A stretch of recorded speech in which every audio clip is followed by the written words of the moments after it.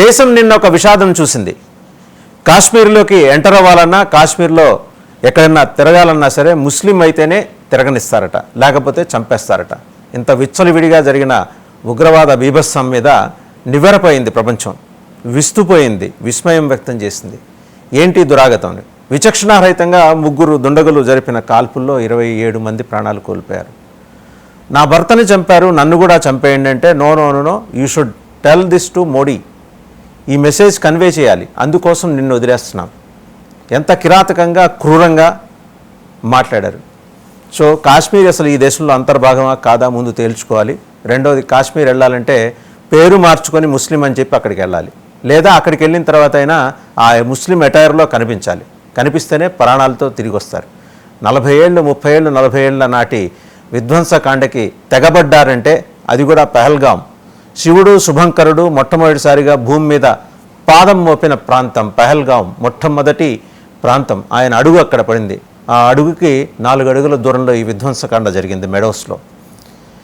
ఎక్కడెక్కడి నుంచో వచ్చిన టూరిస్టులు, కొత్తగా పెళ్ళైన జంటలు. ఇన్ఫ్యాక్ట్ హైదరాబాద్కు చెందిన ఐబీ ఆఫీసర్ రంజన్, ఆయన కూడా మృతి చెందారు. చెప్పాలంటే ఒక్కొక్క వేదన ఒక్కసారి బయటకు వస్తుంది. ప్రపంచం మొత్తం నివ్వెరపోయింది. పుతిన్ ట్వీట్ చేశారు, డొనాల్డ్ ట్రంప్ ట్వీట్ చేశారు, మొత్తం దేశంలో ఉన్న అన్ని పార్టీల నాయకులు ట్వీట్ చేశారు. కాశ్మీర్ ముఖ్యమంత్రి ఒమర్ అబ్దుల్లా, ఆయన జస్ట్ చేష్టలుడిగి చూస్తూ కూర్చున్నారు. ప్రజాస్వామ్యం మరి అక్కడ ఏం చేస్తోందో. మిలిటరీ బేస్ క్యాంప్, బ్యాలటోల్ అనే మిలిటరీ బేస్ క్యాంప్ ఉంటుంది పహల్గాం నుంచి 10 కిలోమీటర్ల దూరం.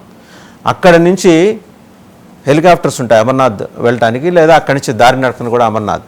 సో వాళ్ళ టార్గెట్ స్పష్టంగా ఉంది. అసలు ఎలా చొరబడ్డారు? బీజేపీ ప్రభుత్వం, అదే ఎన్డీఏ ప్రభుత్వం చెబుతుంది కదా, మాకు అసలు మేము దేశానికి ప్రమాదం వస్తుందంటే ముందర నిలబడి ప్రాణాలు మేము అర్పిస్తామని. వాళ్ళందరూ ఏమయ్యారు నిన్న? సరే, ఈ వక్ఫ్ బిల్లు నేపథ్యంలో పార్లమెంటు ఆమోదించిన తర్వాత, రాష్ట్రపతి సంతకం పెట్టిన తర్వాత వచ్చిన మార్పు ఇది. ఎవరు అవునన్నా కాదన్నా. దీంతోపాటు ఇంకా చాలా అంశాలు ఉన్నాయి. బిగ్ డిబేట్లో మనం మాట్లాడుకుందాం. మనతో జాయిన్ అయ్యారు షుబ్లీ గారు, ఫారూక్ షుబ్లీ గారు. నమస్కారం. ఆయన మైనారిటీ హక్కుల పరిరక్షణ వేదిక అధ్యక్షులు. నమస్కారం ఫారూక్ షుబ్లీ గారు. అలాగే పూడి తిరుపతిరావు గారు, బీజేపీ అధికార ప్రతినిధి. నమస్కారం తిరుపతిరావు గారు. అండ్ అలాగే షేక్ బాజీ గారు, కాంగ్రెస్ పార్టీ అధికార ప్రతినిధి. నమస్కారం బాజీ గారు. అండ్ శాంతి ప్రసాద్ గారు, జనసేన అధికార ప్రతినిధి. అలాగే వెంకట్ గురుమూర్తి గారు, టీడీపీ అధికార ప్రతినిధి.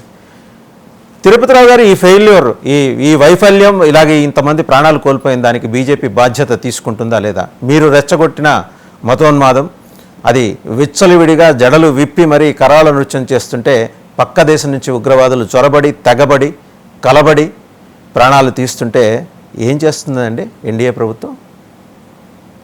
ట్వీట్లు ఇచ్చేసి జోకొట్టి నిద్రపుస్తుందా దేశాన్ని?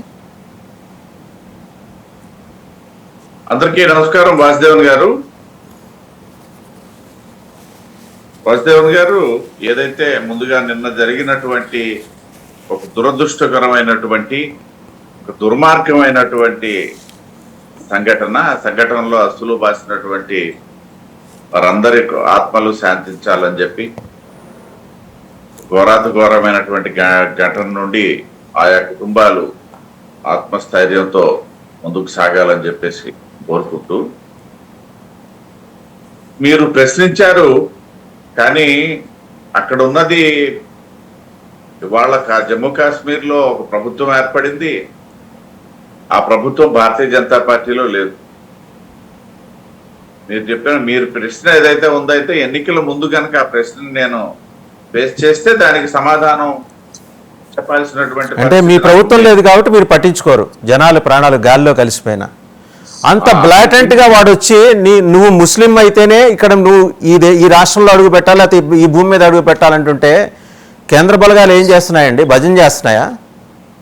అక్కడికి 10 కిలోమీటర్ల దూరం. I had been to that place sir, let me complete. I had been to that place Pahalgam. దానికి జస్ట్ 10 కిలోమీటర్ల దూరంలో బ్యాలటోల్ బేస్ క్యాంప్ ఉంటుంది. అక్కడి నుంచి వరుసగా అమర్నాథ్ వరకు కొన్ని వందల మంది సైన్యం అక్కడ ఉండుంటారు విత్ వెపన్స్. ఏం చేస్తున్నారండి? ఈ ప్రశ్నకు సమాధానం చెప్తాను. దీంట్లోనే మీరు స్పందించినటువంటి నీవు ముస్లిం అయితే నీవు ముస్లిం అయితే నిన్ను చంపను అన్నటువంటి ప్రశ్నకి సమాధానం చెప్పాల్సింది నేను కాదు. ఇక్కడ ఇద్దరు ముస్లిం సోదరులు ఉన్నారు, వారిని అడగండి.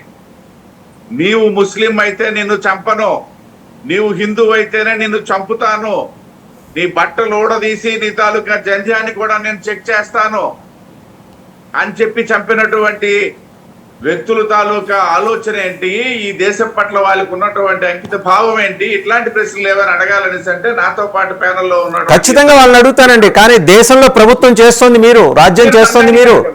నేను చెప్తున్నా, ఎస్ డెఫినెట్ గా చెప్తా. You have to own the responsibility, you have to own the responsibility. మీ బాధ్యత నుంచి మీరు తప్పించుకోలేరు. వాడంతా నీచంగా వచ్చి అక్కడ మాట్లాడుతుంటే ఏంటండి, కేంద్రంలో ఉన్న హోంమంత్రి ఏం చేస్తున్నారండి అమిత్ షా గారు?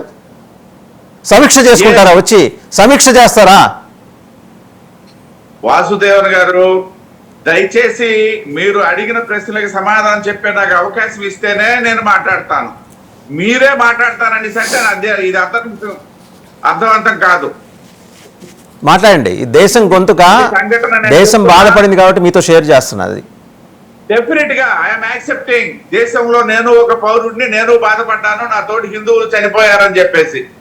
నా తోటి హిందువుల్లో కాలుకు పారాన్ని ఆరినటువంటి ఒక నవ వరుడు చనిపోయాడు. దీనికి నాకు బాధ లేదా?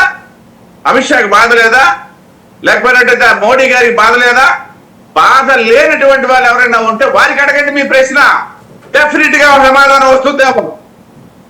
నేను చెప్పేది వేరిద్దరనే కాదు, ఈ మారణకాండకి ఎవరైతే కారకులయ్యారో వారిని అడగండి సార్. మీరు అడిగినటువంటి ప్రశ్నలు చెప్తాను నేను సమాధానం.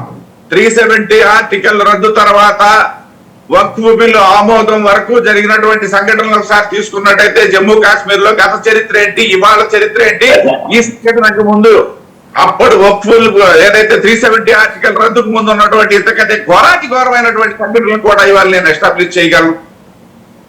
అటువంటి సంఘటనలు ఈ మధ్య జరగలేదే, నిన్న జరిగింది. డెఫినెట్ గా దురదృష్టకరమైనటువంటి సంఘటన. కానీ మీరన్నట్టుగా సైన్యం గాని, సైన్యాధ్యక్షుడు గాని, దేశాధ్యక్షుడు గాని, దేశ ప్రధానమంత్రి గాని, మీరన్నటువంటి అమిత్ షా గారు గాని ఇక్కడ చేతులు ముడుచుకొని గాని, కళ్ళు మూసుకొని గాని ఎవరు లేరు.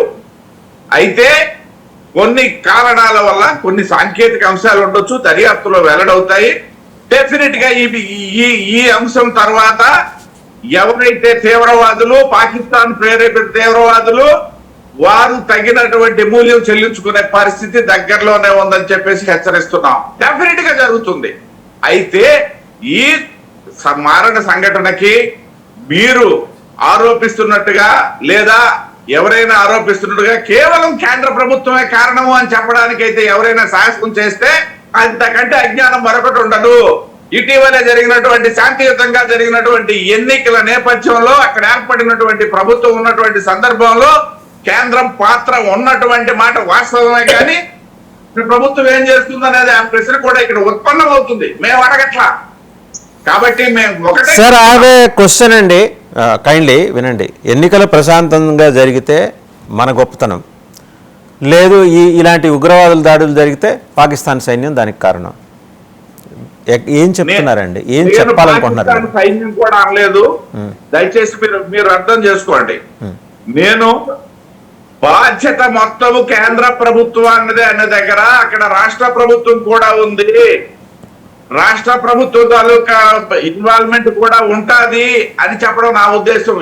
ఏదో ఒక గుడ్డగాల్చి ఎవరి మీద వేసేసే పరిస్థితిలో భారతీయ జనతా పార్టీ కానీ, భారతీయ జనతా పార్టీ ఆధ్వర్యంలో ఉన్నటువంటి ఎన్డీఏ ప్రభుత్వం కానీ, లేకపోయినైతే కేంద్ర హోంమంత్రి కానీ అక్కడ ఏమి చేతులు మూసుకొని చేవలుడుగా ఉన్నటువంటి హోంమంత్రి కాదు. దీనికి ప్రతీకారంగా రేపేం జరగబోతుందో, వాళ్ళు ఎక్కడ ఉంటారో ఏం చేస్తారో చూడండి. గతంలో జరిగినటువంటి సంఘటనలో జరిగినటువంటి సంఘటనలంతరం జరిగినటువంటి విషయాలను కూడా అప్పుడు బేరేజ్ వేసుకొని మాట్లాడండి సార్. డెఫినెట్ గా ఇది దురదృష్టకరమైనటువంటి సంఘటన. ఇదేదో భారతీయ జనతా పార్టీ, నరేంద్ర మోడీ గారు, అమిత్ షా గారు కావాలని చేసినట్టుగా మాట్లాడేవారు ఎవరికైనా సరే మేము చెప్పే సమాధానం ఒకటే. రేపు ఎల్లుండి రాబోయే రోజుల్లో నా సమాధానం ఏంటనేది కూడా మీరు చూస్తారు డెఫినెట్ గా. అదే సందర్భంలో 370 మరోసారి చెప్తున్నా, 370 ఆర్టికల్ రద్దు తర్వాత ఈ దేశంలో ఏదో జరిగిపోద్ది అని చెప్పేసి భావించినటువంటి చాలా మందికి సమాధానంగా నేటి వరకు ఇటువంటి దురదృష్టకర సంఘటనలు జరగనటువంటి చరిత్రను కూడా నేను మీ ముందు ఉంచుతున్నా ఈ చర్చ ద్వారా.